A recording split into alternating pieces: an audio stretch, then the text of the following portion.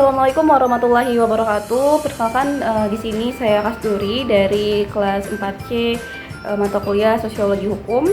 Di sini saya akan memaparkan materi tentang sosiologi hukum berkenaan dengan perubahan sosial dan juga akan menjawab berita mengenai tentang waria yang ditangkap oleh polisi karena melakukan tindakan yang kurang menyenangkan di depan muka publik, yaitu berjoget TikTok di Tugu 0 km yang ada di Pangkal Pinang. Nah, menyikapi hal tersebut, sebelum saya menjawab tentang berita tersebut, di sini saya akan menjelaskan sedikit materi tentang apa itu perubahan sosial. Nah, perubahan sosial adalah perubahan yang terjadi dalam struktur dan fungsi masyarakat yang mempengaruhi cara orang hidup, berinteraksi, dan memandang dunia. Dan juga di samping adanya perubahan sosial juga pasti adanya faktor-faktor penyebab dari perubahan sosial. Yang pertama adanya faktor teknologi, di mana dengan adanya perkembangan teknologi seperti internet dan ponsel pintar mengubah cara orang berkomunikasi dan kerja. Dan juga ada faktor ekonomi, di mana karena adanya faktor perubahan ekonomi ini seperti terjadinya industrialisasi atau globalisasi yang mempengaruhi pola kerja dan distribusi kekayaan. Dan juga ada faktor politik, di mana seperti perubahan dalam sistem politik seperti demokrasi atau revolusi dapat mengubah struktur kekuasaan dan hak-hak individu. Juga ada faktor budaya, di mana perubahan nilai-nilai norma dan tradisi dapat terjadi karena pengaruh media, pendidikan, atau kontak dengan budaya lain. Itu juga ada faktor demografi, yaitu perubahan dalam jumlah, komposisi, dan distribusi penduduk seperti terjadinya urbanisasi ataupun migrasi. Dan selanjutnya ada faktor lingkungan, di mana perubahan lingkungan fisik seperti bencana alam atau perubahan iklim dapat mempengaruhi cara hidup masyarakat.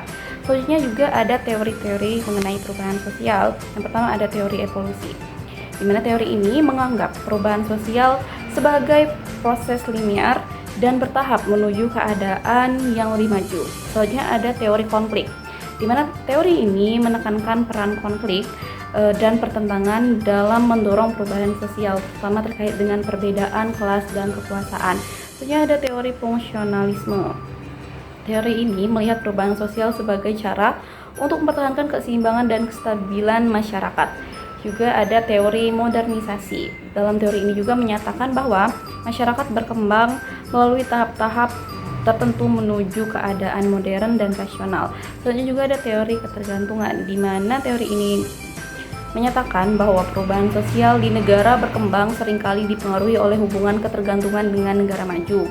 Dan selanjutnya juga ada mengenai dampak perubahan sosial, di mana itu pastinya ada dampak positif dan dampak negatif. Seperti dampak positifnya itu penunjangnya inovasi teknologi, peningkatan standar hidup, perluasan hak-hak individu, dan peningkatan pendidikan.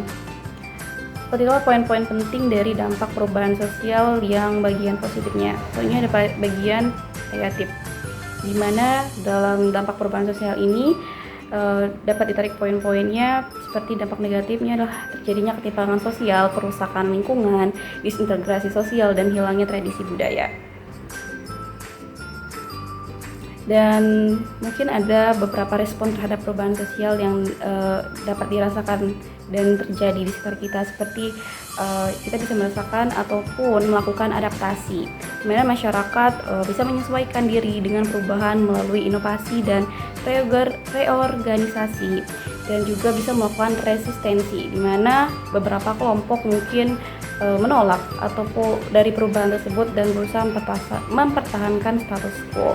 Dan terakhir juga reformasi dan revolusi, di mana hal ini bertujuan dengan dilakukannya upaya untuk mempercepat atau mengarahkan perubahan sosial sesuai dengan visi tertentu.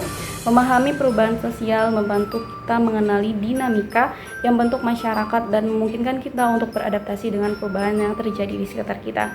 Baik, setelah beberapa pembahasan singkat mengenai materi perubahan sosial di bab pembelajaran mata kuliah sosiologi hukum ini, saya akan melanjutkan untuk membahas mengenai fenomena perubahan sosial, di mana terkait berita penangkapan waria yang melakukan tindakan kurang baik ataupun tidak senonoh dengan berjoget TikTok di depan tugu 0 km di Kota Pangkal Pinang. Dan juga saya akan menjawab pertanyaan mengenai apakah waria bisa diberikan kepastian hukum. Baiklah, di sini saya akan menjawab dari berita tersebut. Bagaimana apakah waria bisa diberikan kepastian hukum dengan melihat pengaruh perubahan sosial terhadap kepastian hukum itu sendiri. Nah, untuk melihat hal tersebut merupakan suatu tantangan yang tidak mudah dan juga kompleks. Bagaimana untuk memberikan kepastian hukum terhadap waria. Dan kita ketahui sendiri di Indonesia keberadaan waria merupakan isu yang sedikit sensitif dan juga isu yang pastinya akan bersinggungan dengan banyak faktor seperti norma budaya dan juga politik. Jika ditanya apakah bisa, hal tersebut sangat sulit. Namun jika ditanya kepastian hukumnya, bagi waria di Indonesia memerlukan adanya peraturan yang jelas dan perlindungan yang efektif terhadap mereka. Namun hingga saat ini belum ada undang-undang yang secara spesifik mengatur atas perlindungan hak waria di Indonesia. Yang mengingat Indonesia juga merupakan negara yang taat terhadap norma agama, kesusilaan, dan norma-norma lainnya. Hal itu sedikit banyaknya sangat-sangat bertentangan. Jadi akan sangat sulit untuk dibuatkan ataupun diberikan kepastian hukum. Nah, saat ini belum ada undang-undang yang mengatur tentang hak waria, namun ada beberapa undang-undang yang ada seperti Undang-Undang Dasar 1945, Undang-Undang 39 tahun 1999 tentang hak asasi manusia yang dapat sedikit banyaknya dapat digunakan untuk melindungi hak waria sebagai implementasi yang masih kurang optimal. Dan juga pengaruh kebijakan dan regulasi. Pemerintah dan pembuat kebijakan memiliki peran penting dalam menciptakan kerangka hukum yang melindungi hak waria, misalnya regulasi yang melarang diskriminasi berdasarkan gender, identitas gender, serta menyediakan akses yang adil terhadap pelayanan kesehatan, pendidikan, dan pekerjaan bagi waria. Nah, dimana mengingat sama manusia, pastinya kita harus memanusiakan manusia.